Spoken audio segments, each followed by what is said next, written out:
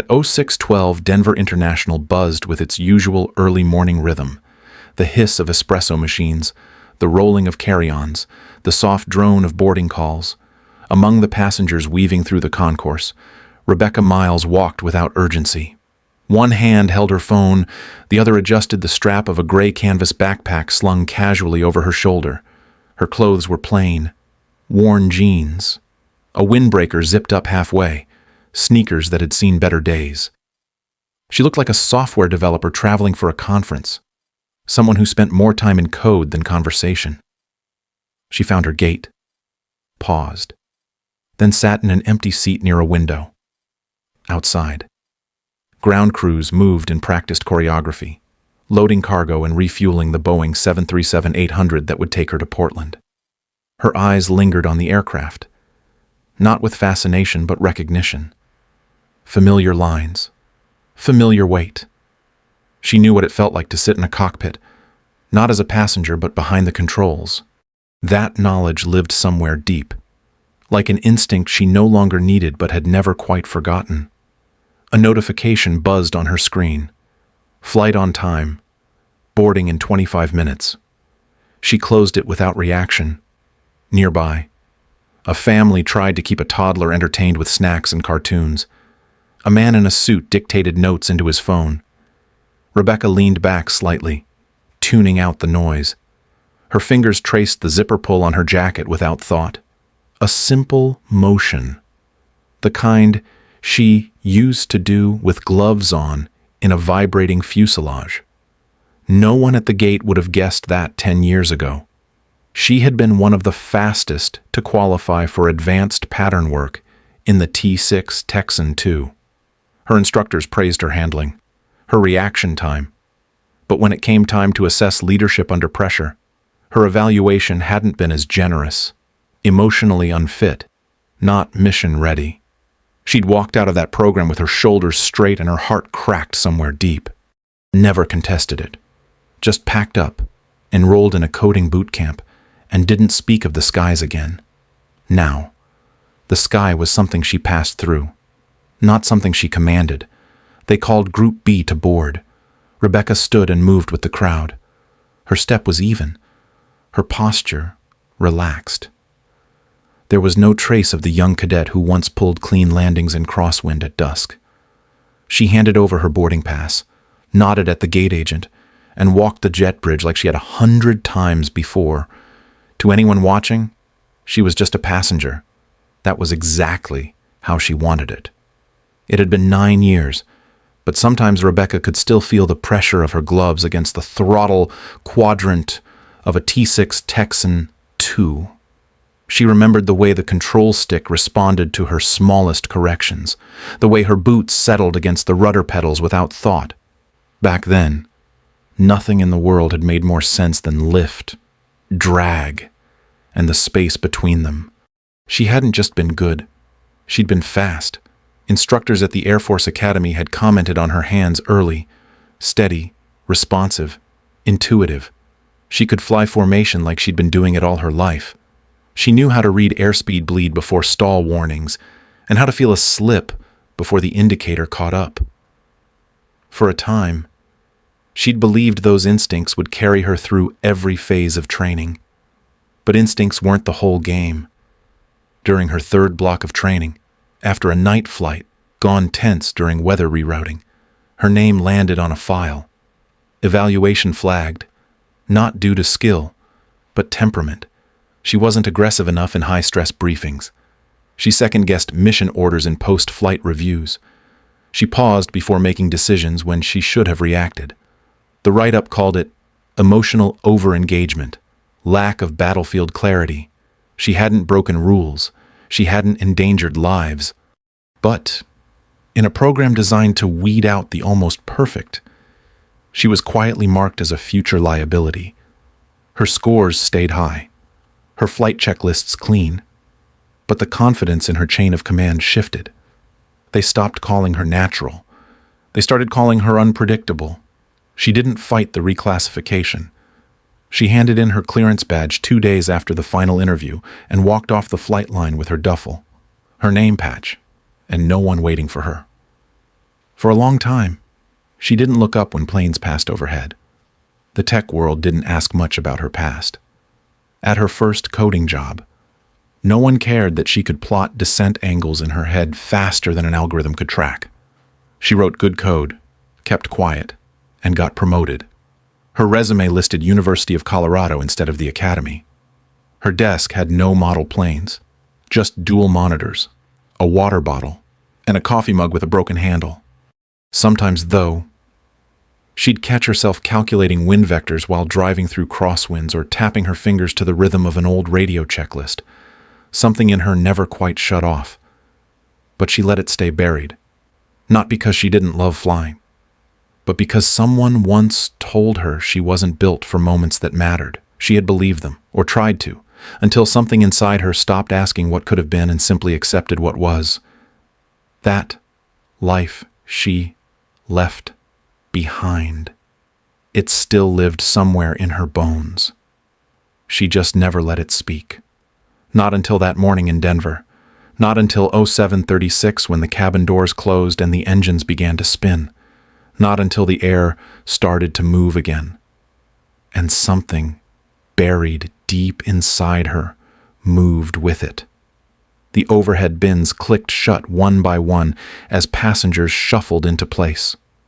A flight attendant moved through the aisle checking seatbelts, nodding with practiced efficiency. It was 07:58. Gate agents had cleared the final standby passengers, and the forward door had just sealed. The cabin lights dimmed as the Boeing 737-800 pushed back from the gate with a subtle lurch, barely enough to make anyone look up from their phone. Rebecca sat in seat 18A, her shoulder against the cool interior wall. She had the window open and her tray stowed. Her phone was already in airplane mode, untouched since she boarded. She didn't fidget or sigh like the man beside her, who had already flipped through 2 airline magazines. She simply sat still, watching the aircraft taxi out to the runway, the wing flexing slightly over the tarmac. Outside, ground markings slid past like clockwork. The engines hummed steady, smooth. A sound she understood without needing to think about it. She caught a glimpse of the flight crew's final hand signal to the tug operator. It registered somewhere in her memory. Familiar, but distant. She didn't react. She just blinked and leaned her head against the sidewall. Flight attendants began the safety briefing. Voices calm and rhythmic. Passengers half-watched, some pulling earbuds loose just long enough to check the exits. One row ahead, a child pressed her face to the window and asked her mother why the wings looked bent. The mother shrugged and smiled, mouthing something reassuring. Rebecca glanced once, then turned back toward the glass. As the aircraft lined up on the runway, the cabin fell quiet. Someone coughed in the back. A suitcase shifted under a seat. Then the engines spooled to full power, the pitch climbing fast, steady, efficient. Rebecca didn't brace. She simply relaxed into the acceleration, her hands resting loosely on her thighs. Her breath was even, her eyes unfocused, not asleep, just present in a way most passengers weren't. Rotation came at 148 knots. The nose lifted smoothly. Rebecca felt the moment the main gear left the pavement. She didn't look around to confirm it. She didn't have to. Her body knew. A subtle shift in balance, the sound of tires separating from asphalt, the slight sink as the aircraft committed to flight. She had felt it hundreds of times, just not from row 18. The sky outside brightened as they climbed through 3,000 feet. Sunlight spilled across the engine nacelle, shadow falling across her lap. The clouds were scattered, light and high. A good day for flying. She let her eyes follow the line of the wingtip until it disappeared into the blue.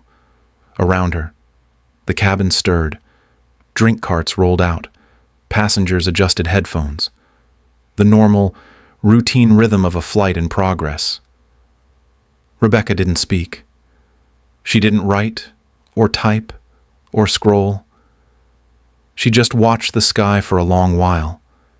Expression unreadable, If someone had looked closely, they might have noticed the quiet intensity behind her eyes, the way she tracked airflow by instinct, not sight. But no one did. She was just another woman in coach, on another flight, going somewhere she didn't have to explain. At 09:17, the first bump was light, just a hiccup in the airflow, the kind most passengers barely noticed. A few heads lifted, a drink wobbled on a tray. No announcements came to a train. The cabin settled again. Then, 30 seconds later, the second jolt struck, harder, the kind that made seatbelts snap taut and stomachs drop. A toddler cried out. Someone cursed. The overhead bins creaked. Rebecca's hand went instinctively to the armrest, knuckles whitening. Her eyes narrowed. Not weather. Something off. The lights above flickered. The engine pitch shifted too fast, too sharp. One of the CFM56s began to whine at a slightly higher frequency, then sputtered. A hollow groan followed from the left side of the aircraft. Rebecca had heard that tone before. Compressor stall. Her pulse didn't spike. She listened. The plane rolled left, then jerked right. A thump rattled the cabin, not a bird strike. Something mechanical. The fasten seatbelt sign lit again, though it had never turned off. A flight attendant stumbled near row 12. Rebecca's fingers flexed slightly, calculating roll angle by feel. The intercom cracked.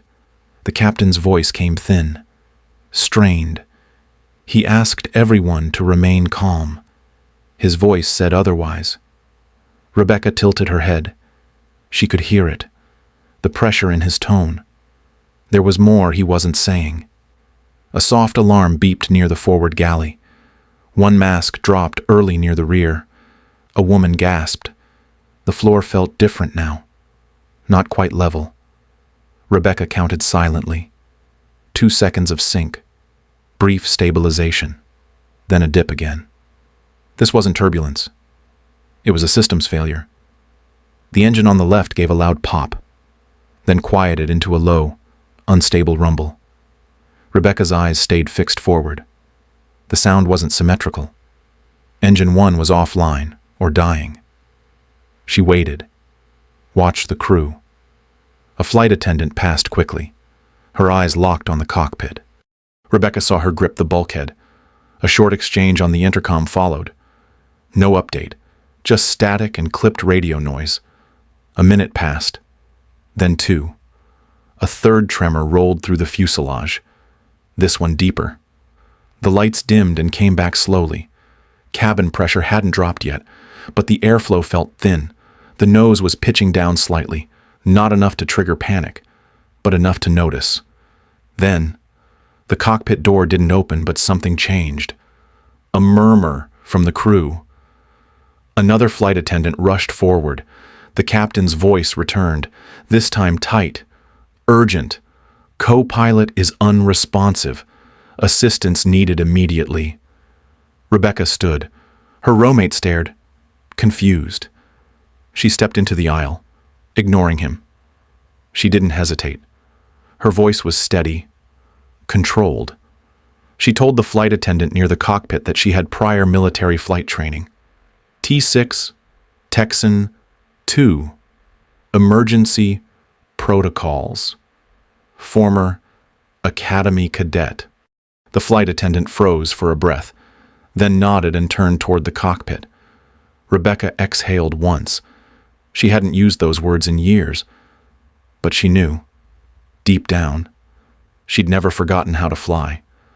The cockpit was tight, the air sharp with the smell of overheated plastic and electrical stress. Rebecca stepped inside without pause. Captain Levin sat hunched in the left seat, headset askew, sweat lining his brow. The co-pilot slumped beside him, unconscious but strapped a T in. His oxygen mask was secure, but his chest rose in short, shallow pulls. Rebecca slid into the right seat and scanned the panel. Her eyes moved with practiced order. Engine 1 had flamed out, no N1 rotation. Fuel flow flatlined. EGT cold. Engine 2 was running hot, too hot. She tapped the oil temp reading, passed safe margin, autopilot disengaged, alerting lights blinked across the MCP, hydraulic pressure low. Manual backup was all they had. She pulled her shoulder harness tight and settled her feet on the rudder pedals. Her fingers found the trim switch. She adjusted pitch by feel, compensating for the slow nose drop. No hydraulic assist meant heavy response. She gripped the yoke tighter, muscled it into level. Captain Levin turned toward her, voice hoarse. He nodded, not questioning why she was there, just grateful she was. She asked for a systems update. His responses came fast. Dual generator faults. Battery backup holding for now. Left engine dead. Right unstable. Fuel crossfeed active but sluggish. Rebecca nodded and adjusted throttle on the second engine. Small moves. Every setting mattered now.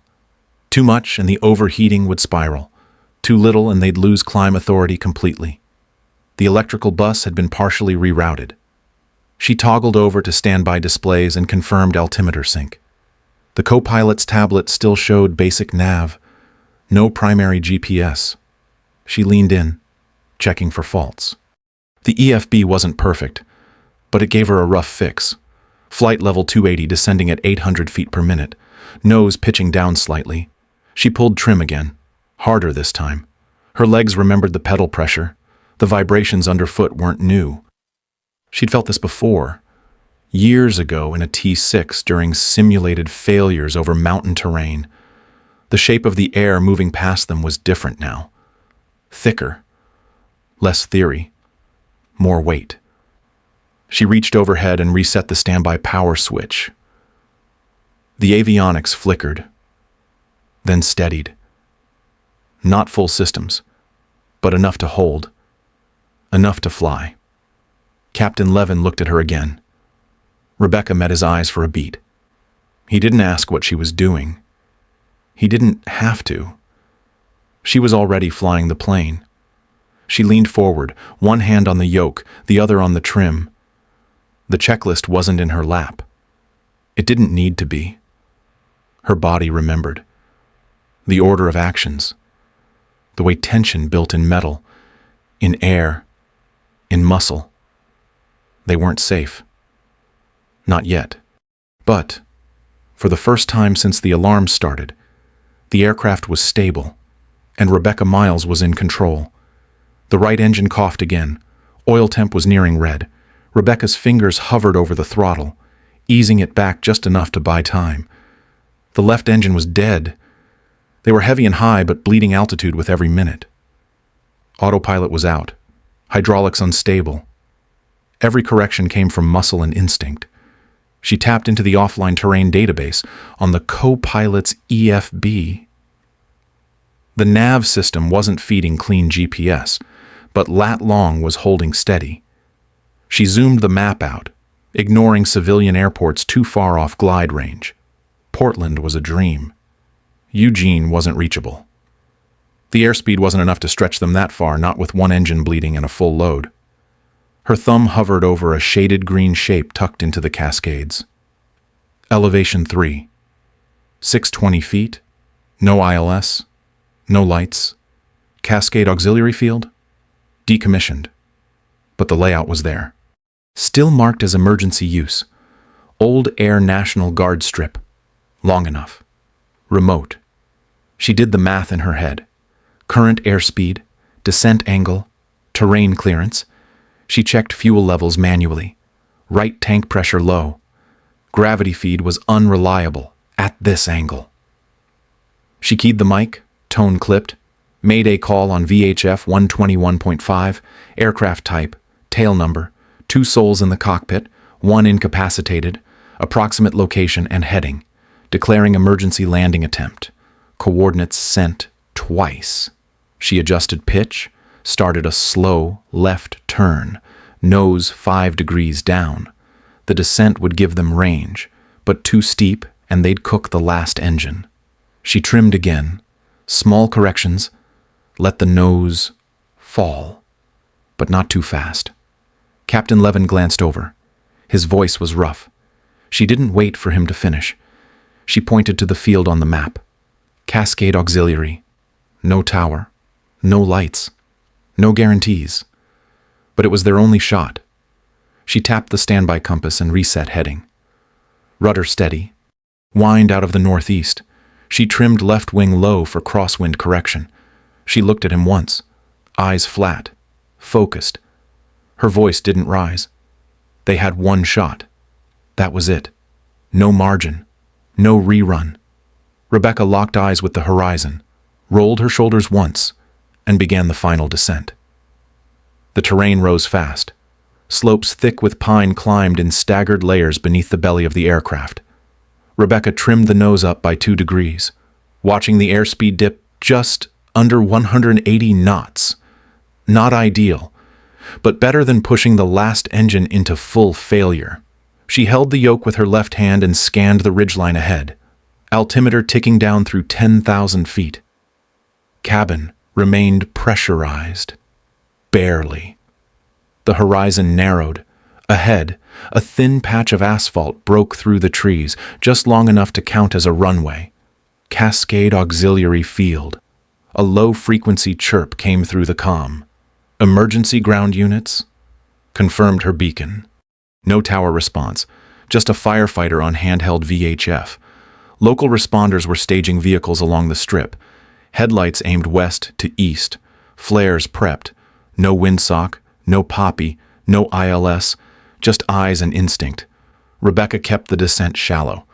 Too much nose down, and they'd lose airspeed. Too shallow, and she'd overshoot. There was no go-around. This approach was final. She reached down and pulled the alternate gear extension handle. It groaned under pressure. The lever locked halfway. Resisted. She yanked again. Heard the clunk as the nose gear engaged. Left main dropped loud. Right main slower, but confirmed. 3 green indicators flickered and held. Hydraulic assist was gone. Control surfaces felt heavy. She leaned into the trim again, nose pitching gently left, corrected with rudder. The aircraft rocked through thermals rolling off the ridges. Captain Levin adjusted his headset. Voice raspy, but clear. She nodded without looking. She had the controls. His job was done. The last ridge passed below them at 3,200 feet. Cascade sat at 3,620. She had only 1,200 feet left to bleed. No room for a proper glide slope. She aimed slightly long, planning to bleed off airspeed over the deck. Below, headlights snapped on in staggered lines. 2 fire trucks. 1 pickup. 1 pair of flares already lit at runway's end. The rest staggered along the shoulder. A silhouette ran across the tarmac, waving a flare. Rebecca tightened her grip on the yoke. Set flaps to 1/4. Manually. The lever stuck, then eased. The wings adjusted slow, uneven. She stabilized pitch with both feet pressed into the rudder, steadying yaw. Wind shifted. Light tailwind. Unfavorable. But no time to circle.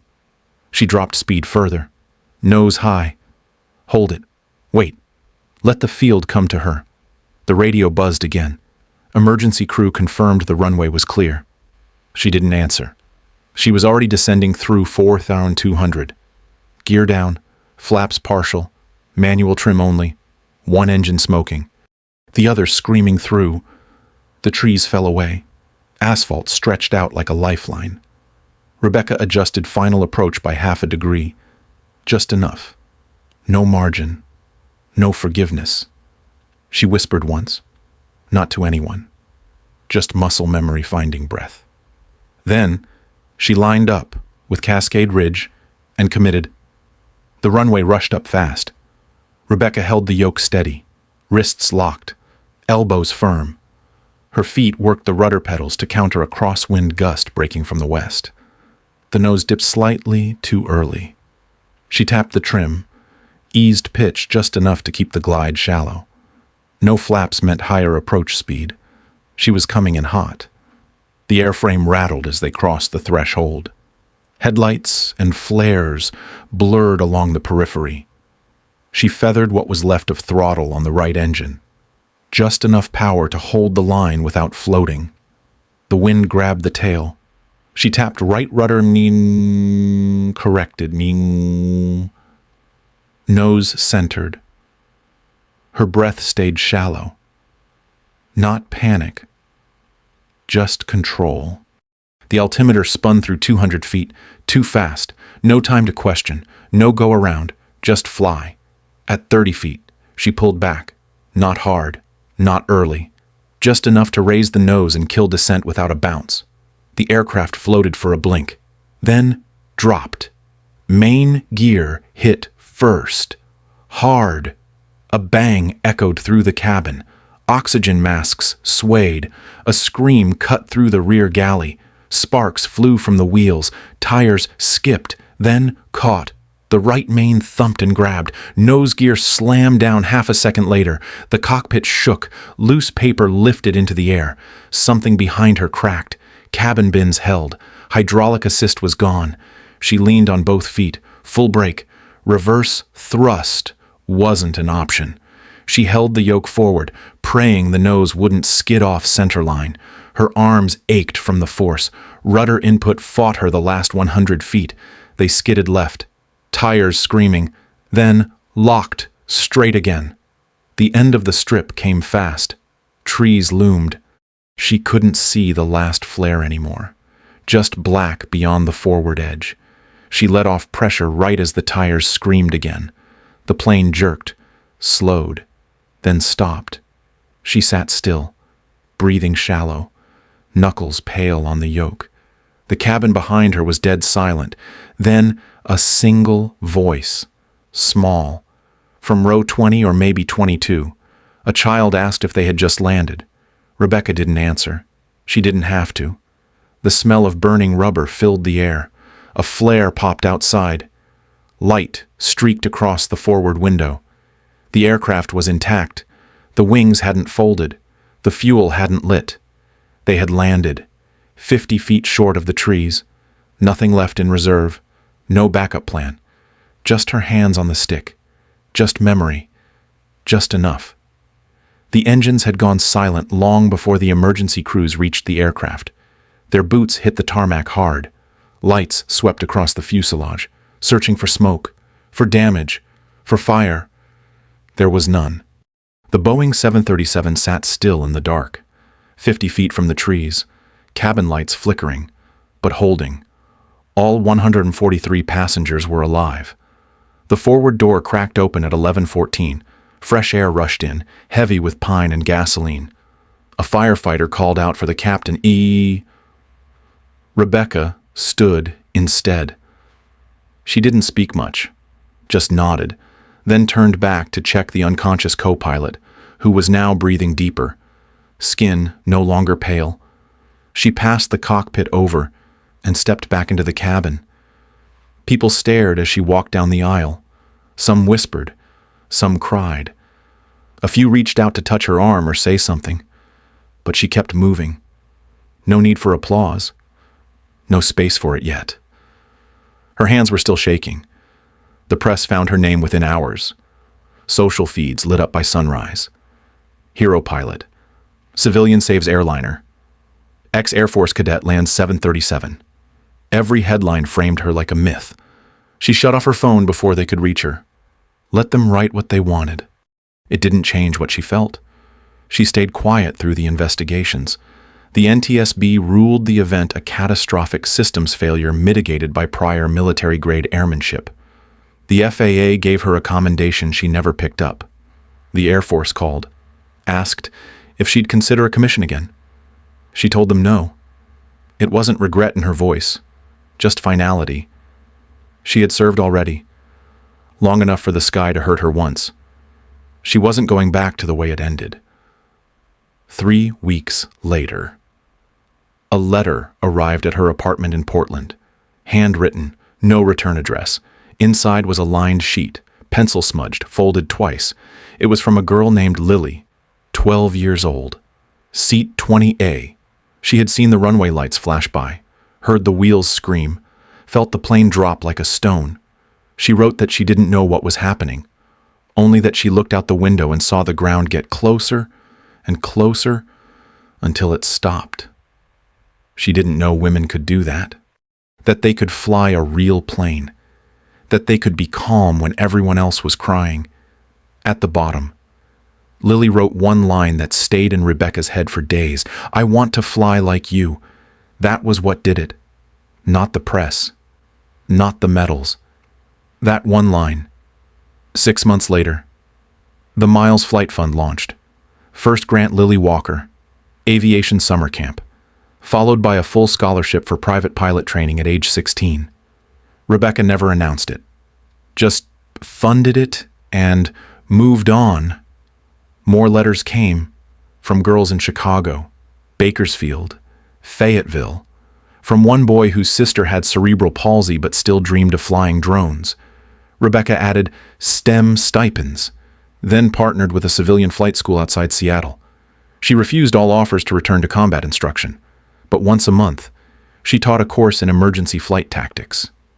Just one room, one simulator, one lesson plan built around judgment, feel, and calm. Her name faded from headlines. The photos blurred with time. But every spring, she'd get a package from the Flight Fund office. Drawings, graduation invites, letters signed with call signs made up by teenagers who couldn't wait to solo. And one day, at 06:42, her inbox lit up with an FAA log from Cascade Ridge. A new VFR student had filed her first cross-country solo. Her name was Lily. Flight plan included a low pass over the strip where it all began. Rebecca read it twice, then leaned back in her chair, breathing deep. She didn't need wings to fly anymore. She'd given them away. And now, they were everywhere. The doorbell chimed at 14:03. Rebecca looked up from the whiteboard, marker still in hand. Outside the glass, a tall boy stood holding a worn leather folder. He looked older than his years, thin, serious. His eyes followed the Cessna on the tarmac like it might lift off without him. She opened the door, nodded once, and let him in. His name was Jacob. He didn't say much at first, just handed her the folder and waited. Inside were drawings, graphite sketches of aircraft on lined paper, notes scribbled in margins, page after page of cockpit layouts, throttle notations, checklists written by hand. He finally said he was on the flight. The one she landed. Row 17, aisle seat. He had watched her walk up the aisle. Said nothing then, but something stayed. He'd been drawing ever since. Saving lunch money, reading safety manuals, watching YouTube flight videos on low brightness late at night. His voice never rose. He just asked if she thought he could ever learn. Rebecca didn't answer right away. She flipped through his sketches again. They weren't perfect, but they were real. Line after line of quiet effort. She told him to come back Monday. 8 a.m. Flight fundamentals. Seat reserved. Materials covered. He blinked like he hadn't heard right. Then nodded once and stood straight.